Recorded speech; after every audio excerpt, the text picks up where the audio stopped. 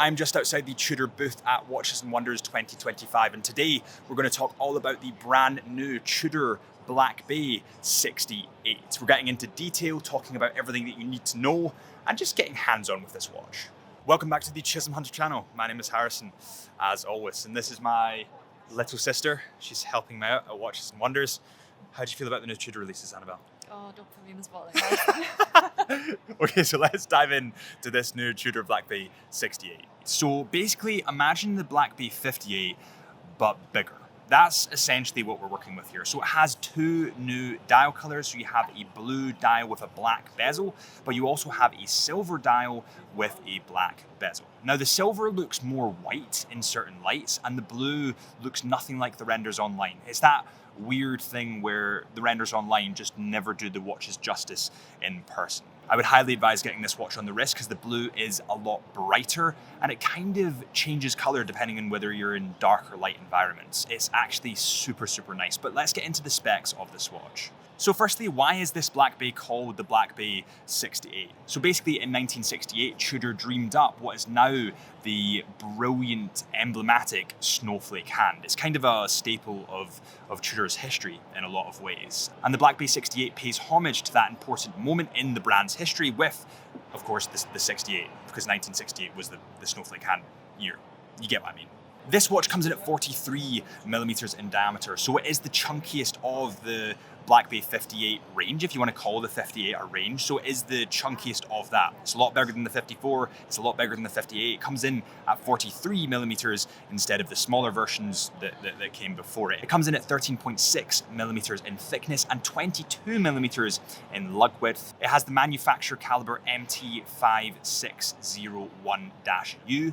Now the -U at the end of that basically means that it's METAS certified. Now to get METAS certification on a watch at this price is pretty unbelievable, and it's actually a strategy that Tudor have kind of been adopting over the last few years. They've slowly been distributing that METAS certified movement out to other models, and at one point it will just cover the full collection. Now this movement has 70 hours of power and it of course is fully automatic. This watch is waterproof to 200 meters or 660 feet. It has a 60-minute unidirectional aluminium disc insert bezel in matte black. It has a sun brushed dial, and for example, if we're looking at the blue, that sun brush, you can really feel and see the depth on that sun brush dial. It has domed sapphire crystal glass and a 3-link stainless steel bracelet with Tudor's T-Fit clasp. Before we go any further, remember that we will be at Watches and Wonders all week filming all the new releases in detail. So if you want to catch them, make sure you hit that subscribe button to help me out, to help the channel out. I'd really appreciate it.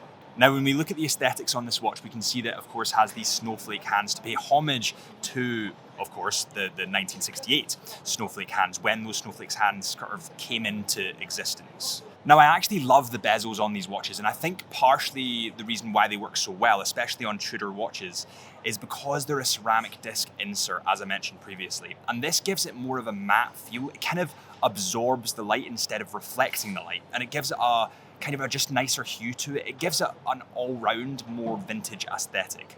And I actually like the fact that they didn't go fully ceramic like everyone else. They still do the aluminium disc inserts. It just makes the watches, to me, much more sexy.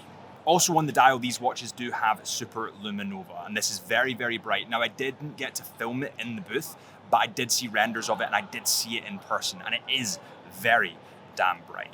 Now, interestingly enough, I'm not actually a huge fan of the way that black works with blue on a dial. I think that black and blue don't really go together as well as I would like, just from my personal preference. And although I love the blue dial and I think it's a point of difference, actually I would probably go with the more silver dial because it looks more white in certain lights. And you guys know what I'm like with my dials. I've got an infatuation for white dials, and I don't think it'll ever change. I literally called my editor today, Caroline, who's amazing. She edits these videos, and she was like, I know exactly what you're gonna choose. It's gonna be the white dial or polar dial Tudor Black Bay Purple. And I was like, yeah. Now this watch comes in at 4,350 Swiss francs. And I think in the future what you'll see is new strap variations, new colors of this watch, and they'll really extend that range out. Now, it will be interesting to me, and I'd love your thoughts on this, whether this sells or is more popular than the smaller variant in the 58. I don't think it will be, but I like the fact that Tudor are kind of opening up the gates to all demographics in the market. Sometimes watch brands can hone so strongly in on the small wrist or slim wristed community that they miss a big chunk of the market that have bigger wrists. Now, we are going to be at Watches and Wonders all week reviewing every watch in detail, so if you want to see them, make sure you hit that subscribe button at the moment. I'd really, really appreciate it. Or follow our Instagram, Chisholm Hunter Watches. Thank you guys so much for watching. This is the Chisholm Hunter channel. My name is Harrison, and I'll see you guys real soon.